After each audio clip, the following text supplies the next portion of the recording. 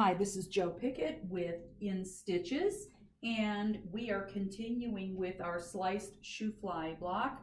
What we've done is I have created a stack from the previous module, part 1 of assembling the sliced Shoo-Fly block, and now we're going to do part 2 of assembling the sliced Shoo-Fly block.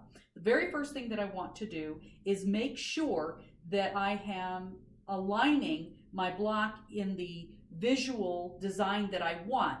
This is an interesting block because we can mix this up any way that we want to. Look what happens when we change this. We have this beautiful little cross in the center with these crossbars on the outside. So I want this design, so that's what I'm going to do. I'll flip them both over. Make sure that I seal my seams, press my seams, set them. It's going in the direction that I want it. Now, we're not going to fight these two seams. Notice that this one has a tendency to go in this direction, and this one is going in that direction. So what we want to do is take our iron and press in this direction, and then in this direction.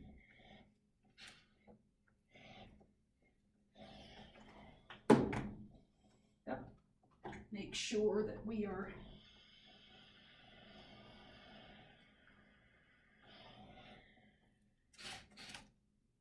there we go.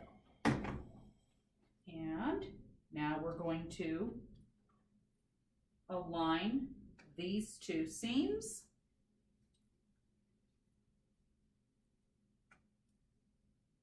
And pin, pin,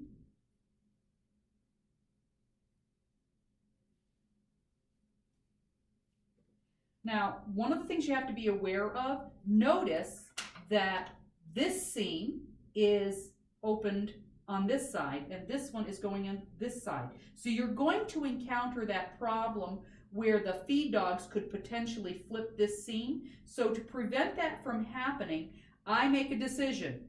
If I'm going to be sewing this seam in this direction, notice that we have a seam that's going to be going flat that way, flat this way. This is going up. This one is going to go up. So when the feed dogs encounter the seam, it will tend to want to flip that. So what I do to prevent that from flipping is I actually put a pin there.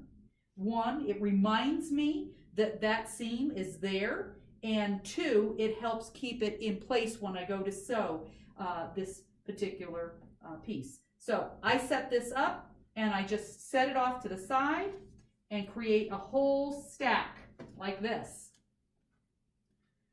And then I know how I'm organized to get this going. One of the things that I do prefer to do is actually complete a template for myself. So I might take the very first one that I set up and sew it out and then open it up, and then I have a nice template. So let's go to the sewing machine and let's create a template. I'm going to move the camera.